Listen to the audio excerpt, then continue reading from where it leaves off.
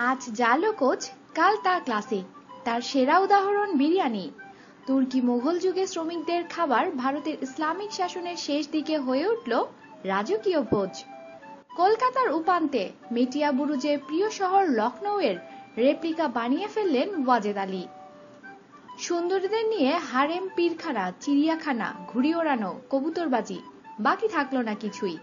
কিন্তু খাবার দাবার, সেটাও তো জুৎসই হওয়া দরকার। সাধ্যমতো চেষ্টা করে যাচ্ছেন নবাবের বাবুর্চিরা, যাতে নবাবের মনে হয় তিনি লখনৌয়ের প্রাসাদেই বসে খাচ্ছেন। কিন্তু নির্বাসনে আর কি করে নবাবের নবাবিত্ব থাকে? সন্দেহ নেই, ব্রিটিশরা তাকে প্রচুর ভাতা দিতেন। আজকের হিসেবে সেটা কয়েক লক্ষ। কিন্তু ওই মাপা টাকায় কি আর নবাব চলতে পারে? টান পড়তে লাগলো হেসেলে। বিরিয়ানিতে মাংসের যোগান দেওয়া আর সম্ভব হচ্ছিল না। আর মাংস দিলেও বৃদ্ধ নবাব খেতেও পারছিলেন না ঠিক করে, দুর্বল দাঁতের জন্য। শেষে উপায় বের করলেন বাবুর্চিরা। বিরিয়ানিতে দিলেন আলু আর ডিম। এতে খেতেও সুবিধে হতো আর পরিমাণেও বাড়ল। একটা কথা মনে রাখতে হবে, তখন কিন্তু আলু এখনকার মতো পাতি সবজি ছিল না। এই সবজি এসেছিল পর্তুগিজদের হাত ধরে। ভারতের মাটিতে তারাই চাষ শুরু করেছিল আলুর। 19 শতকের মাঝামাঝি তখনও দামি আলু আমদানি হতো পর্তুগাল থেকে। সেই আমদানিকৃত আলুই প্রবেশ করেছিল নবাবী বিরিয়ানিতে। সেই শুরু। আজ তো আলু ছাড়া কলকাতার বিরিয়ানি ভাবাই যায় না। আওয়াধি বিরিয়ানির সঙ্গে কলকাতার বিরিয়ানির মূল তফাৎ হলো আলু। আওয়াধি বিরিয়ানিতে আলু থাকে না। কলকাতায় এখন থাকেন ওয়াজেদ আলী শাহের প্র নাতনি মনজিলাত ফাতিমা। তিনি খাঁটি নবাবী রান্না শিখেছেন মায়ের কাছে।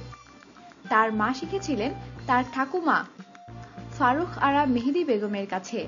মেহেদি বেগম ছিলেন মেহর কুর্দের স্ত্রী। মেহর কুর্দ ছিলেন বীরজিস কুর্দের ছেলে।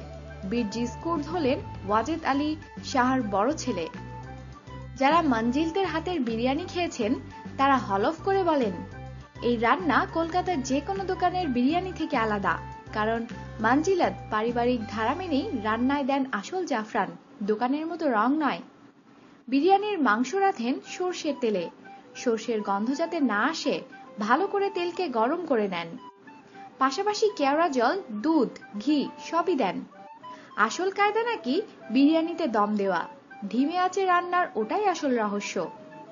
এখনো তার বাড়িতে যখন বিরিয়ানি রাঁধেন, প্রথমবার হাঁড়ি আঁচে বসানোর সময় মঞ্জিলাত একবার উচ্চারণ করেন বিসমিল্লাহ। যে কোনো শুভ কাজের আগে এটাই রেওয়াজ ইসলামিক রীতিতে। ওয়াজেদ আলী শাহের এই উত্তরসূরি মনে করেন এটাতেই অসাধারণ স্বাদ আসে বিরিয়ানিতে। তবে নবাবী মহলে বিরিয়ানি ভোজন অসম্পূর্ণ যদি না সঙ্গে থাকে বুরহানি, টক দই, পুদিনা পাতা, লঙ্কা, বিট লবণ আর ভাজা সর্ষের ঝোল বা রায়তা। রকমারি খবরের জন্য সাথেই থাকুন আর সাবস্ক্রাইব করুন।